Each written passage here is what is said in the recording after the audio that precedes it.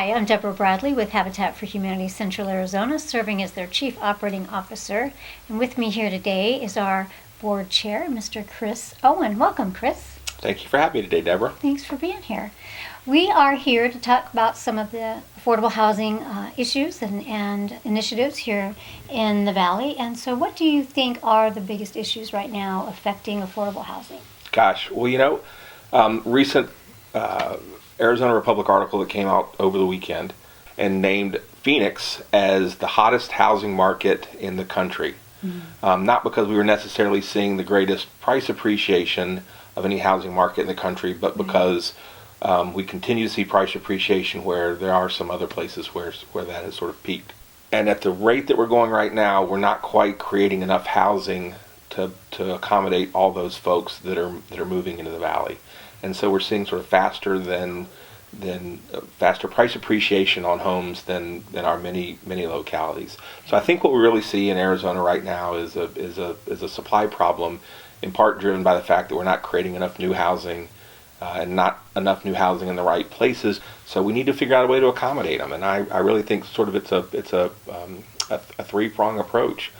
We're going to see more infill development, and we need to make sure that it's the sort of right kind of infill development that accommodates more people. We're going to see denser development in certain parts of the valley, and we need to have policies in place that will facilitate that, and then we'll let that happen. And we're also going to see more development around the suburban edges of the cities and of the valley to accommodate folks. You've had a lot of experience in the Valley working with other nonprofit organizations in the affordable housing area and community development. Also, how would you define community development and how it interacts with affordable housing, and what makes community development successful if done well? Right. Successful community development helps keep people in place. And so one of the great things I think we can do, and I think one of the great things that successful community development does, is helps people stay in place when they want to stay in place. Through our neighborhood revitalization program, we do a great job of helping people fix up a house that they already own, that they already have a stake in, and help preserve some of the character of communities that are well established. We'll go in and we'll help people replace a roof, replace an air conditioning system, install new windows. They may just need new windows, but if you can replace single pane windows with double pane windows, you greatly increase the energy efficiency. So not only do they get a home that's worth more and that is more aesthetically pleasing and probably isn't as drafty, but they also are going to save a ton of money on their utility bills. And so I'm very proud of the work that we do here at Habitat in terms of helping people stay in place and stay in their homes in neighborhoods that are facing transition.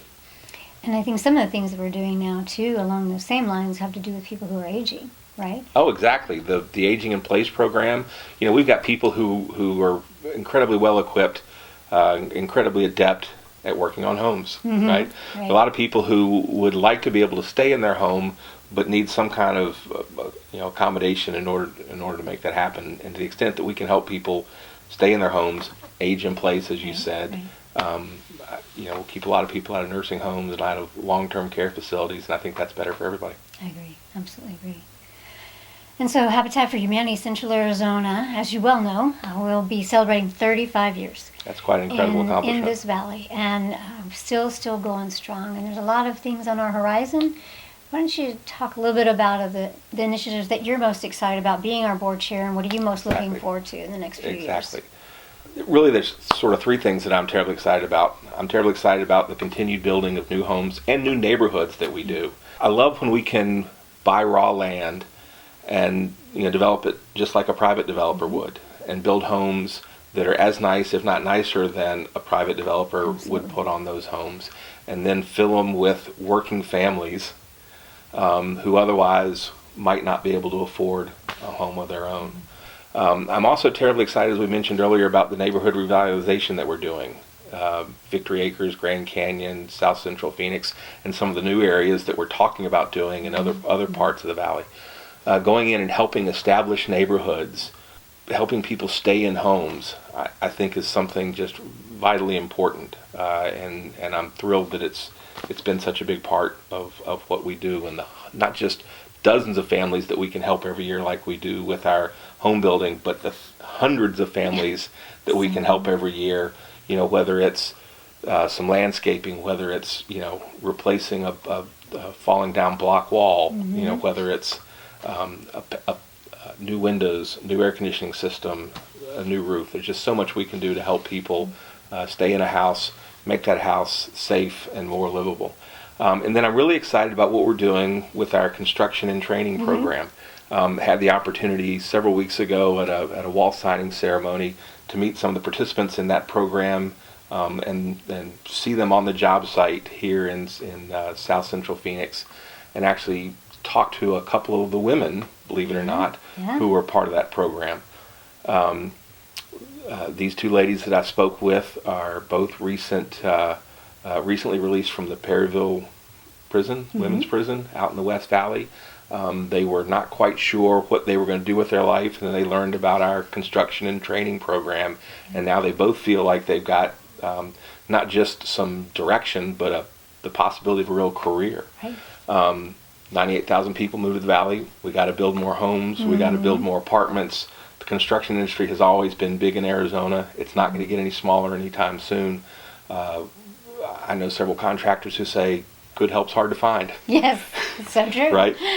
And what they need is they need people that have demonstrated some basic skills, right? They're willing to give them the in-depth training in terms of, here's how to be a plumber, here's how to be an electrician, here's how to be a master carpenter, whatever else it is, and help them get those kind of certifications. But they need people that understand what it's like to show up to a job site every day, right? What's it like when you're working in 100-degree heat, in the desert, right? And so I really love the fact that we're taking people, who may not have a great direction in life, and we're sort of bringing that intersection of teaching them a skill, giving them an opportunity while doing something, great for the community in terms of building affordable housing. I think it's a win-win-win for everybody.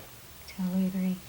And the first cohort graduated on January 11th. That's so amazing. We have successfully graduated 11 of our first ever candidates through the program. So that's amazing. Very, well, I look very forward to seeing a lot more. Yeah, absolutely. Hundreds and hundreds is what we're looking for. Well, we would like to say a special thank you to Board Chair Chris Owen for talking with us today.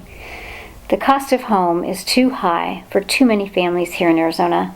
So these conversations are important as we raise awareness of this issue. If you would like to have more information or to get involved, please contact us at habitatcaz.org/cost of home. And thank you again.